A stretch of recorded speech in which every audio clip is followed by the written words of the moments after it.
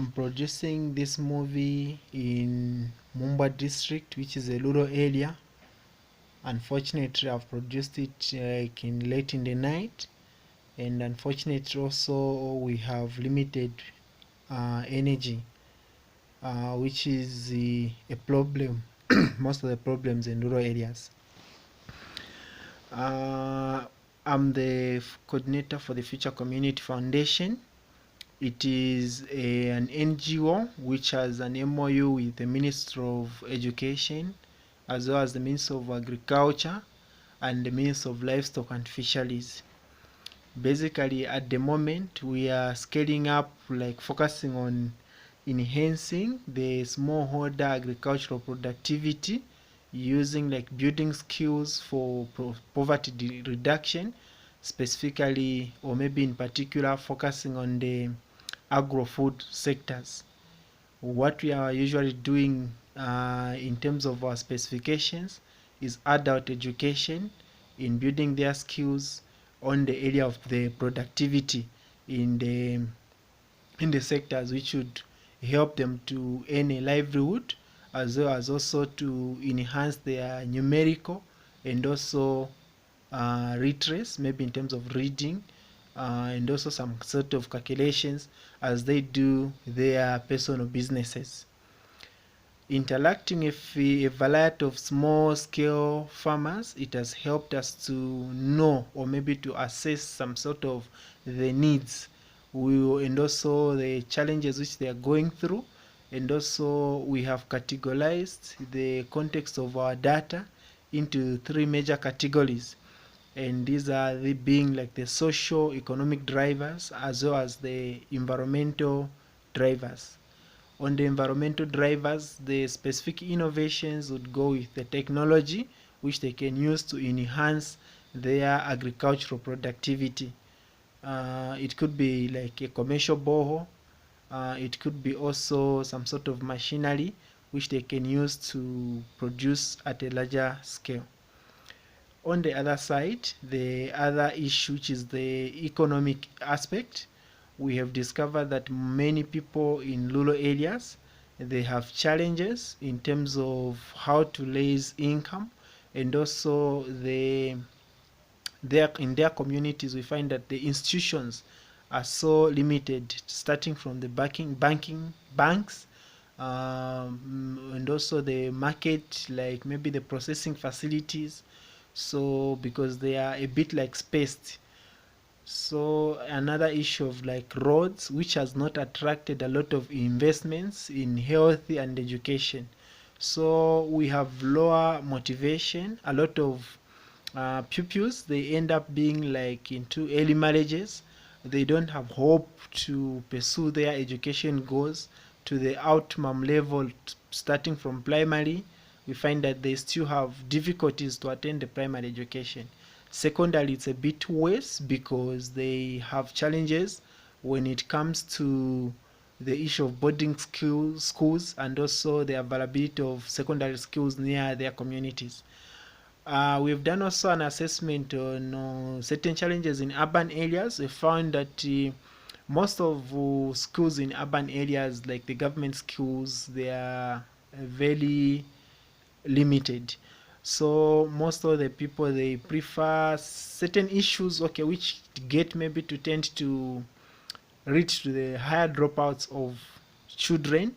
When we talk of in urban areas, we find that a lot of children are being sent to go to sell sort of like ice block, to sell the fruits, to sell on the market, to provide for their households. So that also is limiting the capacities of more maybe opportunities of girls and boys in terms of their school attainment. In rural areas, most of the pupils or maybe children, they are sent to go and fetch water, firewood, and also to go and head some animals like cattle in the fields, and they have believed that to be the only way of maybe survival. And when we look of the issue of climate change, we find that it needs a lot of innovations, a lot of system thinking, and a lot of interactions with the outside world. So when we talk of also the orphans, we find that they also have particular risks which they are going through, like no one to push them to go to school. The disabled people, they are regarded as not being fit to attend education in terms of what career would they take. So there's that sort of confusion which is there. So we, in our initiative, we have like a system where we provide the sensitive awareness on saying children has to be in school. Who is responsible to take the children to school? Of course, it depends with the household management also. Is it a female-led household, and how are they pushing the children to go to school? Or not just pushing, but the motivation, it has to start from there. Then those who have the opportunity to be in school, how is the school making sure that they don't drop out? What are their challenges? We have all those data which we have kept in 3 districts where we have operated. And these 3 districts, one is in urban area, which is Lusaka. The other one is Shibuyunji and Mumba, which are the rural areas. For Lusaka, high dropouts, they come to due to maybe loss of parents, the issue of children being sent to the markets. The other also issue, they come with the influence of students themselves, like peer pressure. They end up being like on the streets. In rural areas, the lack of motivation from the parents, the limited number of schools, especially boarding schools, also the level of education of the perceptions of their parents. The community also is not like, it's, they are not, they don't have a system where like if the system approach, if they see a family maybe doing an early marriage on a child, girl child, they won't like do the report, like report that family. If they see a boy child heading cattle, they won't have, maybe no one is there to push to say let this child go to school. Like there was one guy who was a bit disabled because of like was not seeing well in terms of eyes. He was left alone to be like to say he can't go to school, he cannot proceed in rural area. Those perceptions, they need also to be addressed. We still have like the issue of COVID-19 which has come in place, the digital issues which we don't have in rural areas. How do we push it? So if we push community leaders, like the traditional leaders in rural areas, to push that, to have like an action framework and also affirmative action, that could help. In urban area, we really need, because it's very complex when we talk of urban areas, we really need to keep the data. Where is the children coming from? So because maybe at the school we can employ even like people who get to know each and every school who miss like the register. How do we find them if they miss for 2 years, for 1 year? Which, like, how do they need to register even the house number so that we get to know where they come from? Because in the urban areas it's a bit complex, because even people sometimes they shift. So we need maybe the numbers of the parents, the second king, maybe even 3 or more parents, so that we get to contact, so that we get to know where we can find the children. That's the initiative which we have, which starts with the policy issue.